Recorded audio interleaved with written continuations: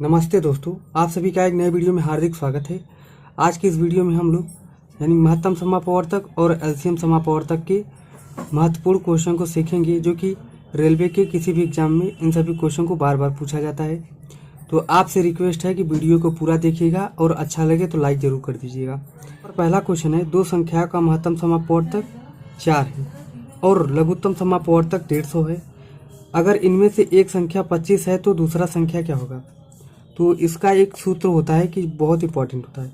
देखिए, जो संख्याएं होती हैं यानी कि संख्या a इंटू बी बराबर किसकी होता है? एलसीएम और इंटू एचसीएफ के गुणनफल के बराबर होता है ना। यहाँ पर जो संख्याएं होती हैं यानी संख्या कितना होता है? संख्या होता है a इंटू बी बराबर एलसीएम इंटू एचसीएफ। तो यहाँ पर अब क्वेश्चन को हम सॉल्व करते हैं। देखिए, यहाँ पर दिया गया है महत्तम समापवर्तक 4 है, यानी कि महत्तम समापवर्तक 4 है तो हम 4 लिख देते हैं। और यहाँ पे लघुत्तम समापवर्तक यानी कि एलसीएम कितना दिया गया है? यहाँ पर है 150, तो यहाँ पर 150 लिख देते हैं। बीच में इंटू है तो इंटू कर देते हैं। और यहाँ पर उनमें से एक संख्या 25 यानी कि पहली संख्या ए है और दूसरी संख्या बी है। तो यहाँ पे पहली संख्या 25 दिया गया है, तो यहाँ पे 25 इंटू हमको दूसरी संख्या निकालना है, तो हम यहाँ पे दूसरी संख्या की जगह बी लिख देते हैं। अब यहाँ पे हम केवल बी निकालेंगे, इस 25 को हम बटाम कर देंगे, यानी कि यहाँ पर हो जाएगा 150 इंटू 4 और बटे में हो जाएगा 25। अगर यहाँ पर 25 से कट कर देंगे तो 25 से करना 25, 25 छक्का 150 है ना। तो यानी कि बी बराबर हो जाएगा 6 चौके 24। तो ये दूसरी संख्या जो आया 24, यहाँ पर डी ऑप्शन करेक्ट हो जाएगा, है ना। तो ये रहा क्वेश्चन नंबर फर्स्ट। चलते हैं क्वेश्चन नंबर सेकंड को सॉल्व करते हैं। यहाँ पर है क्वेश्चन नंबर सेकंड। दो संख्याओं के लसप और मसप इतना है, यानी कि 2400 और 16 है। तो यदि एक संख्या 480 है तो दूसरी संख्या क्या होगा? जैसा कि पहला क्वेश्चन था, ठीक है, आरआरबी ग्रुप डी में पूछा गया क्वेश्चन है। तो हम क्या करेंगे, जो संख्याएं होती है यानी कि a इंटू बी किसके बराबर होता है? एलसीएम और एचसीएफ के बराबर, सॉरी गुणनफल के बराबर होता है ना। तो यहाँ पर देखिए, एक संख्या दिया गया है 480, तो यहाँ पर हम पहली संख्या 480 कर लेंगे, इंटू यहाँ पे कर लेंगे बी बराबर एलसीएम दिया गया है कितना? देखिए, यहाँ पे लसप 2400 है और मसप कितना है? 16 है।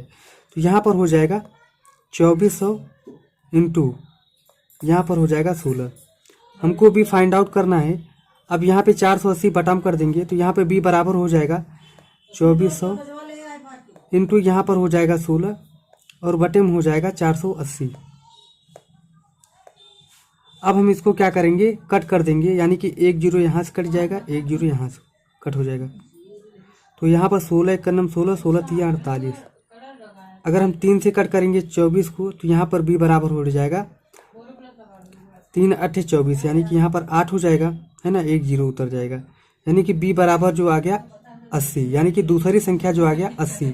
तो यहाँ पर देखिए 80 सी ऑप्शन करेक्ट हो जाएगा। तो आई होप ये अभी क्वेश्चन आप सभी को समझ में आ गया होगा। देखिए, यहाँ पर बी बराबर यहाँ पर 80 आ गया। तो चलते हैं नेक्स्ट क्वेश्चन को सॉल्व कर लेते हैं। यहाँ पर देखिए क्वेश्चन नंबर थर्ड है कि यदि 12 और x के महत्तम समापवर्तक और लघुत्तम समापवर्तक क्रमशः यहाँ पर 3 और 60 है तो x का मान ज्ञात कीजिए। देखिए, यहाँ पर संख्या जो दी गई है 12 और x है ना, तो यहाँ पर a इंटू बी बराबर हो जाएगा, होता है एलसीएम इंटू एचसीएफ, है ना। यहाँ पर एलसीएम इंटू एचसीएफ लिख लेते हैं। अब यहाँ पर पहला संख्या 12 और दूसरा संख्या x है, तो यहाँ पर हम लिख देंगे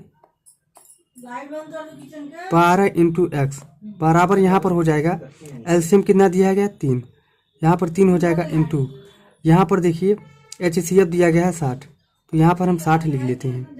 तो हमको x बराबर निकालना है, यहाँ पर x बराबर कर देंगे 3 इंटू 60 बटा यहाँ पर हो जाएगा 12, तो यहाँ पर 12 कर लेंगे।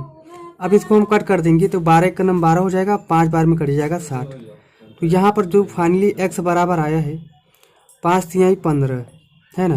तो x बराबर जो आया आंसर वो 15 हो जाएगा, यानी कि ए ऑप्शन बिल्कुल करेक्ट हो जाएगा। ठीक है, यहाँ पर ए ऑप्शन करेक्ट हो जाएगा।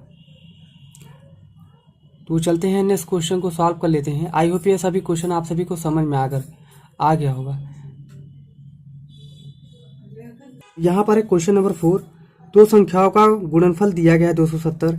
यदि इनका लघुत्तम समापवर्तक जो है 90 है तो इनका महत्तम समापवर्तक क्या होगा। ये रेलवे PYQ क्वेश्चन पूछा गया है ना। यहाँ पे रेलवे में PYQ क्वेश्चन पूछा गया है। तो यहाँ पर सबसे पहले हम क्या करेंगे, देखिए दो संख्याओं का जो गुणनफल है दिया गया है, संख्या A इंटू B होता है ना, दिया गया है 270। अब यहाँ पर देखिए इनका लघुत्तम यानी कि LCM दिया गया है। LCM कितना दिया गया है 90। तो HCF निकालना है, तो ये HCF हमको मालूम है। तो हम तो संख्याएं होते हैं A इंटू B बराबर होते हैं LCM इंटू HCF के, है ना। जो संख्याएं हैं यहाँ पर दिया गया है 270, तो हम यहाँ पर क्या करेंगे 270 लिख देंगे बराबर LCM दिया गया है 90, यहाँ पे 90 लिख देंगे इंटू HCF नहीं, HCF निकालने के लिए कह रहा है तो यहाँ पर हम x मान लेंगे। अब यहाँ पर अगर हम इसको कट करेंगे तो 9 3 27 यानी कि x बराबर जो आया 3 आ गया, है ना। तो जो LCM है सॉरी जो HCF है वो x बराबर 3 आ गया, तो यही हो जाएगा आंसर। तो यहाँ पर देखिए A ऑप्शन करेक्ट हो जाएगा, यहाँ पर A ऑप्शन करेक्ट हो जाएगा। तो आई होप यह क्वेश्चन भी आप सभी को समझ में आ गया होगा। यदि अच्छा लग रहा हो तो लाइक जरूर कर देना।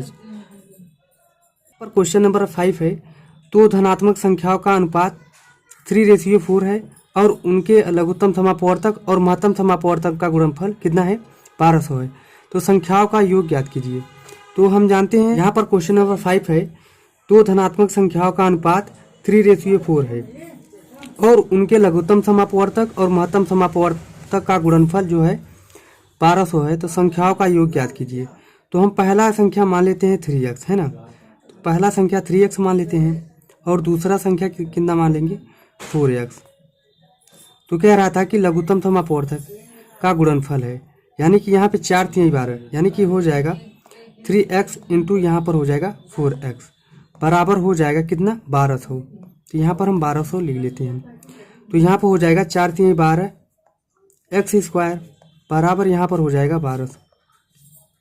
अब इसको हम अगर कट करेंगे 1200 तो यहाँ पर हो जाएगा 100 बार। यहाँ पे 12 से कट करेंगे तो यहाँ पर 100 बार हो जाएगा और यहाँ पर केवल x निकालेंगे तो यहाँ पर हो जाएगा 10।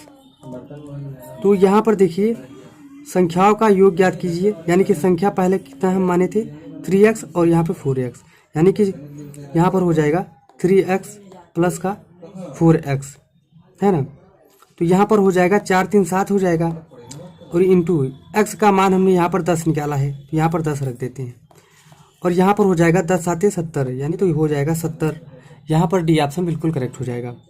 आई होप ये क्वेश्चन भी आप सभी को समझ में आ गया होगा। चलते हैं इस क्वेश्चन को सॉल्व करते हैं। ये रहा लास्ट क्वेश्चन जो कि क्वेश्चन नंबर 5 की तरह है। तो इस क्वेश्चन को आप लोग जरूर ट्राई करिएगा और इसका आंसर कमेंट में जरूर दीजिएगा। तो वीडियो अच्छी लगी हो तो लाइक जरूर कर देना और मिलेंगे नेक्स्ट वीडियो में। चैनल को सब्सक्राइब जरूर कर देना।